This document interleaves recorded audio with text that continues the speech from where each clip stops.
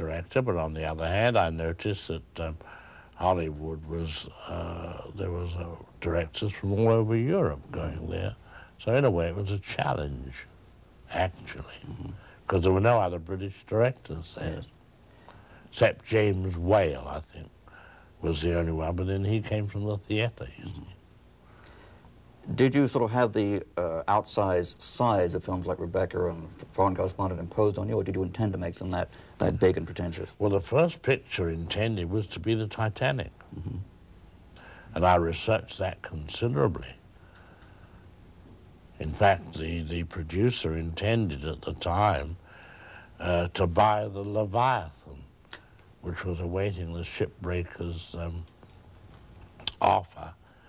And he was going to have it towed round through the canal and sink it off Santa Monica, which was a prodigious job.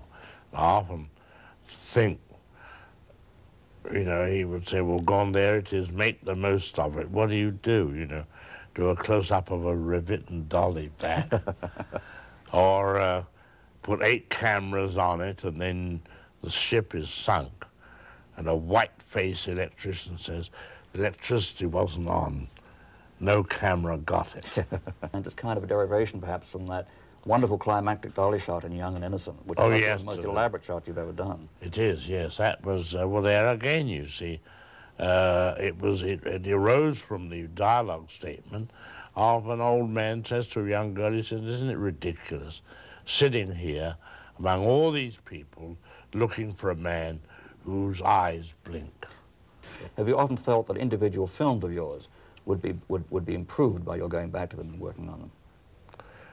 I don't think I would care to do that. In fact, I'll go further. I wished I didn't have to make them. You see, having worked with the writer on the design of the film, really the whole creative work is finished. All you have now is to wait and see it diminish and find you only arrive with 60% of the original conception on the screen. Have you ever thought of working as Lubitsch did occasionally by preparing the film yourself, a film like Desire or Royal Scandal, literally making the film yourself on paper, on the storyboard, and then handing it over to another director like Otto Preminger just to carry out orders for you? I don't think I could You wouldn't want to do that? No.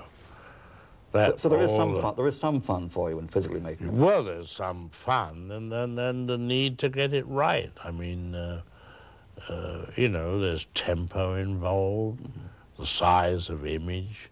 Of course, storyboard will take care of that, providing that the other director adhered to the storyboard. This may not be of much concern to you commercially, since your films are always shown, you know, theaters and TV and make a lot of money still for you, I'm sure.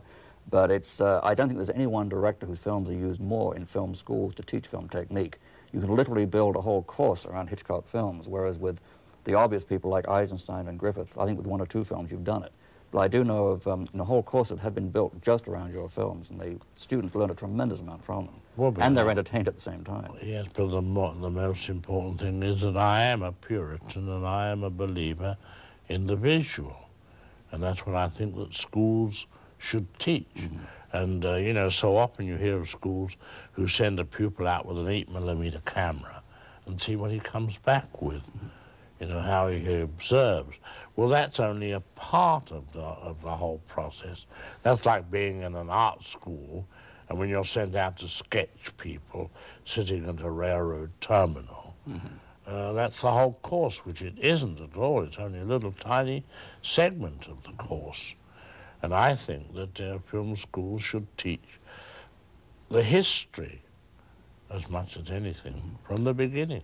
Well, it's interesting, most of the first-year students come back with films that look like Ingmar Bergman films. But by the second year, when they've really absorbed technique and style and history, they come back with Hitchcock films, which is rather nice, I think.